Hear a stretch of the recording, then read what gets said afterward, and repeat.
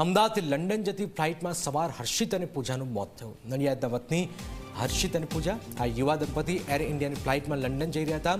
પરિવારનો પુત્ર હર્ષિત પત્ની સાથે પરિવારને સરપ્રાઇઝ આપવા માટે નડિયાદ આવ્યો. જોકે તેમનું ફરીથી લંડન જવાની સફર પરિવાર માટે આઘાતજનક સરપ્રાઇઝ સાબિત થઈ છે. તેમનો પરિવાર અત્યારે અમદાવાદ સિવિલ હોસ્પિટલમાં એવા સમાચારની રાહ જોઈને બેઠો છે કે તેમની આંખોના આંસુને રોકી શકે, પરંતુ કોઈ એવી ખબર નથી મળી રહી જેથી તેમને થોડીક પણ રાહત મળી શકે. વિમાને ઉડાન ભરી અને ગણતરીની મિનિટોમાં જ પહેલા પુત્ર અને પુત્રવધુ પરિવાર સાથે વિડીયો કોલથી વાત પણ કરી હતી.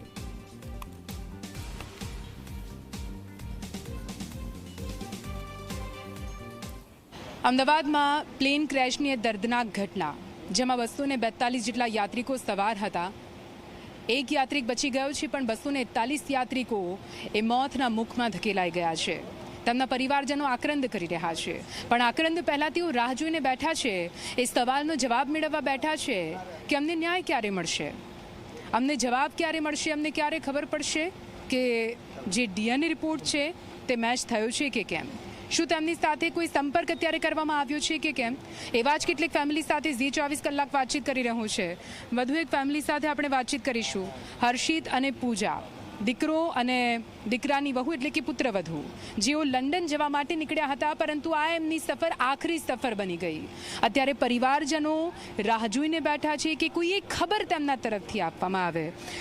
મારી પાછળ જોઈ રહ્યા છો આ દીકરાના પિતા છે, જેમની આંખો રડી રડીને અત્યારે અડધી થઈ ગઈ છે, કંઈ બોલી શકે એ હાલતમાં નથી.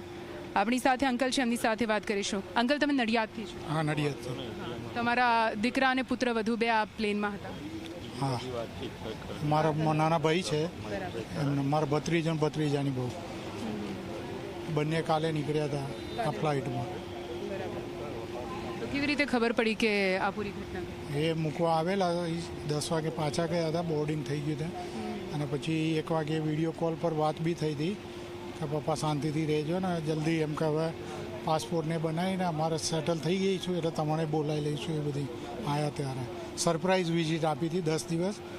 એને ત્યાં પ્રેગ્નન્સીમાં મિસકેરેજ થયેલું, એટલે ત્યાં મેડિકલ ટ્રીટમેન્ટ બરાબર નહીં મળી હોય, એટલે એ મેડિકલ ટ્રીટમેન્ટ માટે આવેલા 10 દિવસ માટે.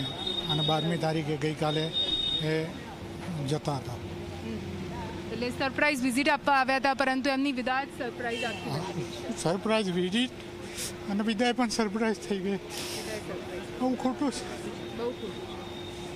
એ તો જેને સ્વજન હોય, જે સ્વજન હોય પોતાના સ્વજન ગુમાવ્યા છે, એનું દર્દ એ જ સમજી શકશે, બીજું કોઈ નહીં સમજી શકે. ના સમજી શકે. સાચી વાત છે. તમે અહીંયા આગળ કાલ રાતના છો? હા, કાલ રાત્રે અમારા મિત્ર છે અને એમના સન અને વાઈફ હતા. કાલે જે મેસેજ મળેલો બપોરે 12 વાગ્યાથી, ત્યારથી બસ અહીંયા છે stand up here. Okay, 24 hours થઈ ગયા છે હવે. 24 કલાક વીતી ગયા. કોઈ સંપર્ક અંદરથી કોઈ કરવામાં? ના, કોઈ સંપર્ક નહીં. કાલે જે એમને કીધું હતું ડીએનએ સેમ્પલ માટે કે ફાધર તરીકે, તો એમનું કરાયું હતું. પ્લસ છોકરાની જે પુત્ર વધુ હતું તેના પપ્પાને બોલાવીને તેમનું પણ કરાયું હતું. અને એવો મેસેજ મળ્યો હતો કે ભાઈ 72 અવર્સ 72 કલાક પછી તમને જ્યારે ત્યારે ટેલિફોનિક જાણ કરવામાં આવશે. પણ જેને સ્વજનો ગુમા છે, હવે તો અહીંયા ક્યાં મૂકીને ક્યાં જવાના? આવે એ તો અહીંયા જ બેસવાના. ટેલિફોનિક જાણ કરીએ ના કરે શું કરવાનું એના માટે? અને એરલાઇન તરફથી કોઈ સંપર્ક કરવા? કોઈ કોમ્યુનિકેશન નથી એરલાઇન્સ તરફથી, નથી ને ગવર્મેન્ટ તરફથી કોઈ પણ નહીં. હવે આપણે જે પેરેન્ટ્સ તરીકે અહીં બેઠા છીએ કે ભાઈ આપણા સ્વજનો ગયા છે, એક રિલેટિવ મારા ગયા છે, સમજો, હવે ફ્રેન્ડ છે ને એમનો સન છે, તો મારો સન છે, સમજો, તો એક દુઃખ છે. એના માટે અમે બેઠા છીએ કે ભાઈ ગમે ત્યારે કોઈ પણ મેસેજ આવે તો એને કલેક્ટ કરીને કે ભાઈ હવે એક જ એક્સેપ્ટેશન હોય કે ભાઈ ડેડ બોડીને ક્યારે મળે, શું છે એના માટે. તો બસ વેટ એન્ડ વોચની જે પ્રોસેસ કહેવાય ને, એ માટે અહીં બેઠા છીએ. શ્યોર. આ દીકરો ને પુત્રવધુ સ્વભાવે કેવા હતા? તમારા તો ઘરના પરિચય. શાંત, વ્યવસ્થિત હતા, લાગણીવાળા, ખુશ મિજાજી, આનંદી હતા. આનંદી હતા. પરંતુ આ અણધારી વિદાય એમની પૂરા પરિવાર માટે અત્યારે તો બહુ દુઃખની વાત છે. પૂરા પરિવાર માટે તો ખરી, પણ એના અમારા ભાઈ માટે તો બહુ જ, કારણ કે એના વાઈફ બી એને છોડીને ગતા રહે સાચો રહે. એટલે જે આસ હતી એ એના પુત્ર અને હતું. 2 વર્ષ પહેલાં એ લોકોએ હિંમત કરીને લંડનનું ગોઠવી, સ્ટુડન્ટ વિઝાને તે 2 વર્ષ પહેલાં જ ગયા હતા. અને એક આસ હતી કે પપ્પા આપણું બધું દુઃખ ઓછું થઈ જશે અને આપણે સેટલ થઈ જઈશું. હવે એ આસ બી કુદરતે છીનવી લીધી છે. આપણે એ અંકલ જોડે જ વાત કરીશું. તેમનું શું કહેવું છે? કાકા, તમે કાલ રાતથી અહીંયા આગળ છો, ડીએનએ તમારા તમે આપી દીધા છે? આપી દીધા. અંદરથી કોઈ વાતચીત તમારા સુધી કંઈ કરી? કોઈ જ વાત નહીં, કોઈ ફોલો નથી. એરલાઇન તરફથી પણ કોઈ કોન્ટેક્ટ નથી કરવામાં આવ્યો? કશું જ નહીં. તમે શું કહેવા માંગો છો એરલાઇનના સંચાલકો? કંઈક તો સમાચાર આપવા પડે ને બધાને. વાલી છે, પિતા, સગાવાલાના એવા કોઈ સમાચાર નથી અમારી જોડે. અમે અહીંથી અહીં ભટક કરીએ. કાલે આખો દિવસ પૂરી બિલ્ડિંગ જ્યાં હતા ત્યાં બધા ફર્યા. પછી 4 વાગ્યા પછી ડીએનએ આપ્યો મેં. 72 કલાક કહ્યા એમને. અત્યાર સુધી કોઈ એરલાઇન્સ કોઈ ફોન નહીં, કશું નહીં, કોઈ પૂછપરછ નહીં.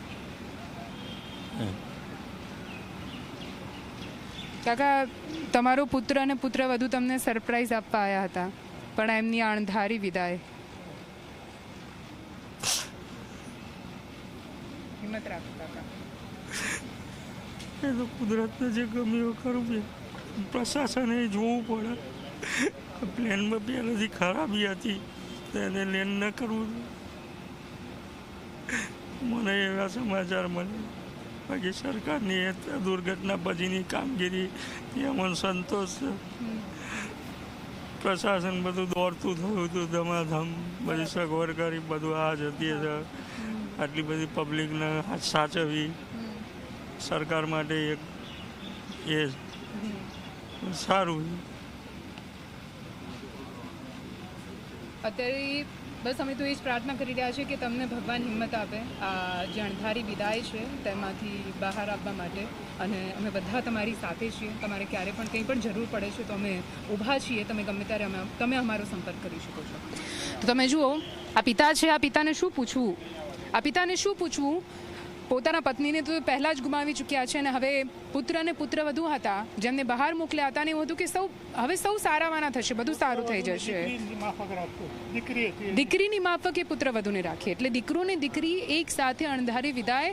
હવે આ પિતાના અશ્રુ જ બધું કહી રહ્યા છે. વધારે સવાલ અમારાથી તો પૂછાય એમ તેમ નથી, પણ હા, એક આશા અપેક્ષા ચોક્કસથી આ તમામ પરિવારજનો રાખીને બેઠા છે કે કોઈક સંપર્ક અને કોઈક જવાબ આપવા માટે અહીંયા બેઠેલું હોય તો બસ સારું રહે. કેમેરામેન મુકેશ સાથે નિધિ પટેલ, ઝી 24 કલાક, અમદાવાદ.